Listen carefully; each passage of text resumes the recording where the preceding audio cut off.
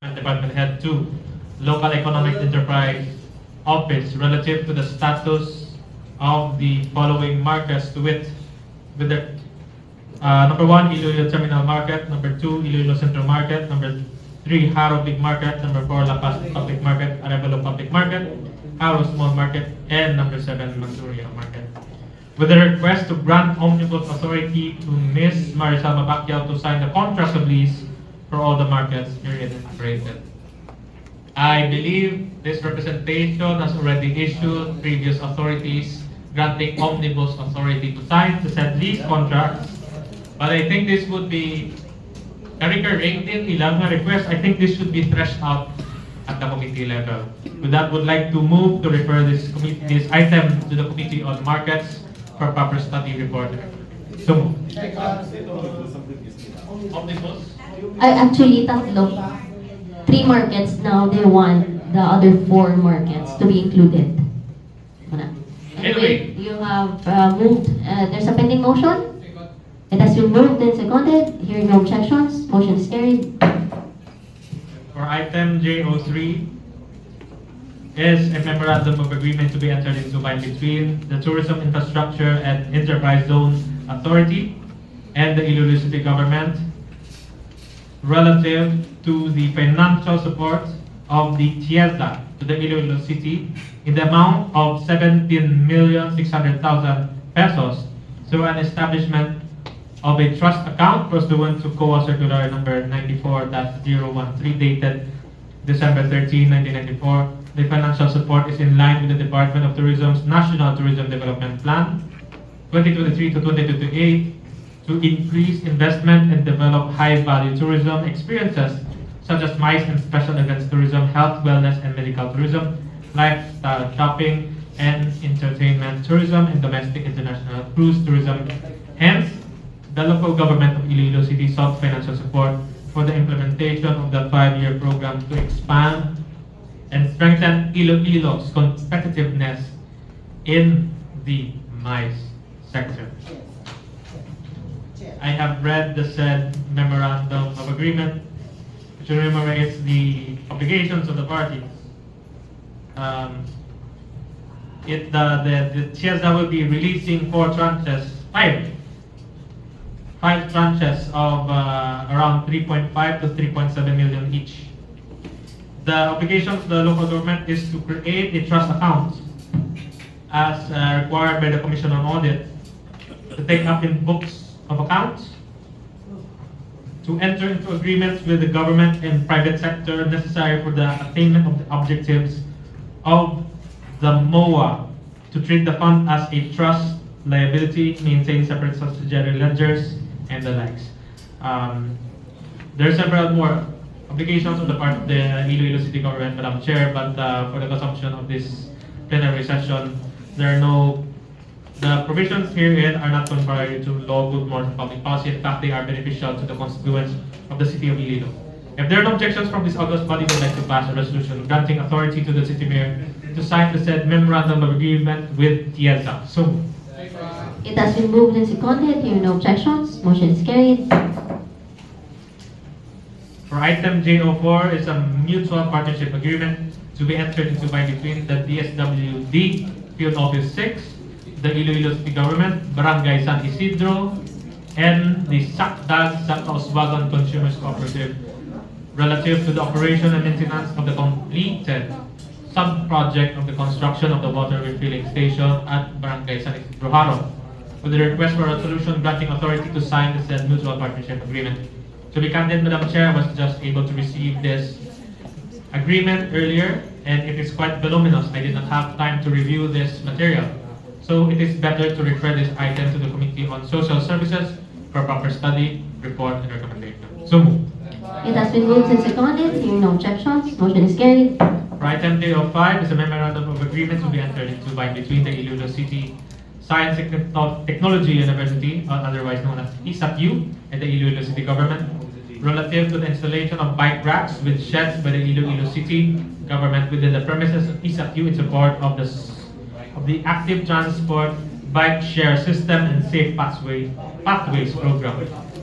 This representation was able to sponsor the resolution granting authority of this MOA, and I could still recall this memorandum of agreement. It was previously authorized under SP Resolution 2025-857. I have reviewed the copy, the one previously authorized and the one currently signed. They are the same.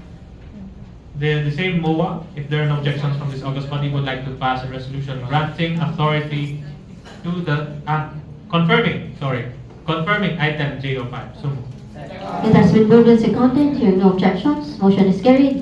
For item J06 is a memorandum of understanding to be entered into by between the Department of Human Settlements and Urban Development, DSUD, and the Iloilo City Government relative to the development and implementation and technical assistance of the planned city extension of Iloilo City.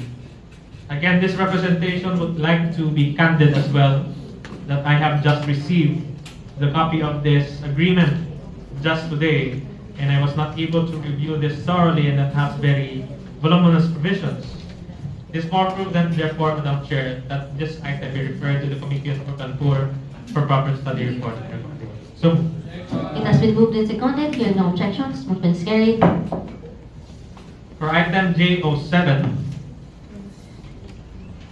is a memorandum of agreement to be entered into by between the Department of Health, Western Visayas Center for Health, and the Iloilo City Government relative to the giving of support of the Iloilo City Government for the conduct of material neonatal death reporting system and the maternal neonatal death surveillance response training by means of financial assistance in the amount of 240,000 pesos, which is chargeable against the DPC 2025 General Appropriations Act sub-allotment funds in relation to the said program.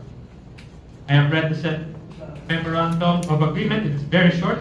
It's only 4 pages, and it enumerates the obligations of the parties. The Iloilo City Government would be the recipient of the 240,000 pesos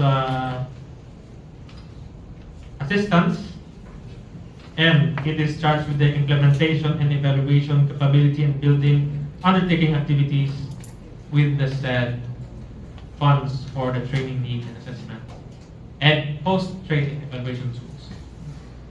The provisions are not contrary to law, good morals, and public policy. If there are no objections from the August body, would like to pass a resolution granting authority to the city mayor to sign the said memorandum. So moved. It has been moved and seconded. Hearing no objections, motion is carried. For items J08 and J09, they are just contract of service. If I may just move to collectively move to confirm items J08 and J09. So moved. It has been moved and seconded. Hearing no objections, motion is carried. Co-sponsored by Councilor Akap.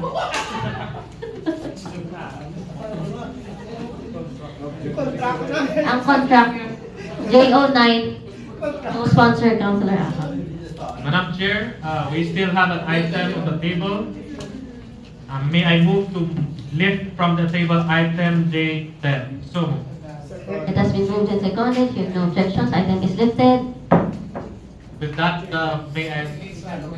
would like to move to suspend the House rules in order to invite Ms. Biminel Capulso, the Iloilo City Budget Office.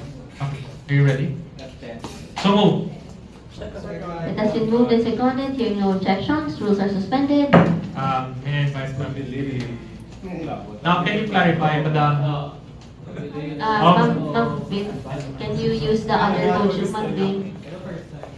Ma'am Bim, you're Tatlo na mo po, recognized. job din. Tatlo na.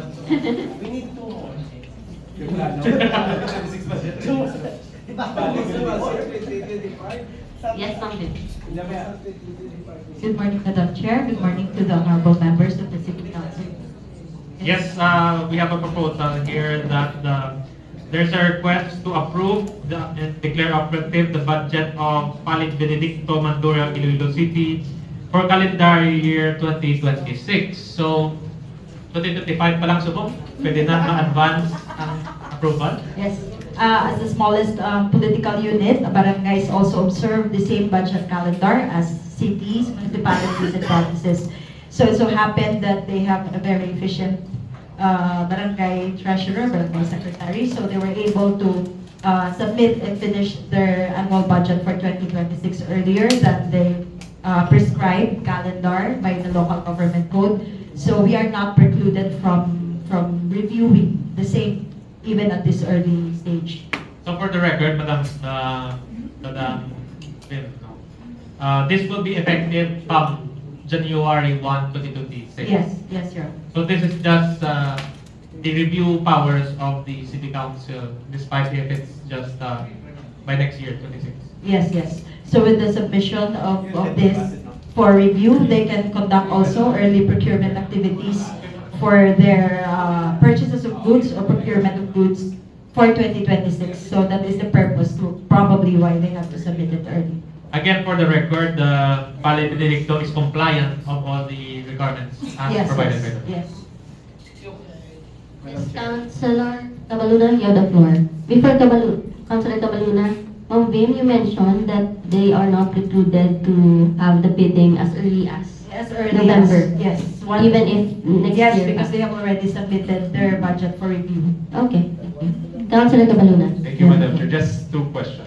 Una, this is the first time nga may barangay na comply sa submission of budget a few months before the calendar year. This is not the first time, Your Honor. Usually si Pali, si Luna La Paz, there are about three barangays who can submit their barangay budget before the end of the calendar. And this happened in 2024 or Yes. every year kaya nila. Yes, yes, they can. Sige. So, pero ako, we're happy nga may mga muna. No? Yes. Kasi it sets a good example for everyone. And that's why I would like to implore the chair for the Committee on Appropriations to study recognizing these barangays. Yes, yes, that is also our recommendation. Maybe pass a resolution Yes. to recognize the fiscal efficiency of these barangays so that to set a example for everyone. I think they deserve to be models for all the barangays. Yeah, they have been consistently submitting their budget before the end of the calendar.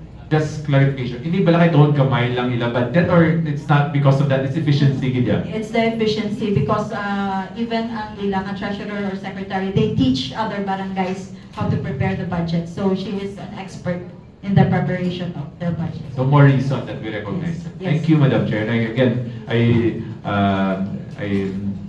would like to reiterate my request to the good chairman to look into recognizing these barangays. Thank you, Madam Yes, Chair. please. Thank you. No more questions from my good colleagues. We may now excuse Ma'am Biminel. Thank you. Thank you, Ma'am Vim. Would like to move to resume session. Session resumed.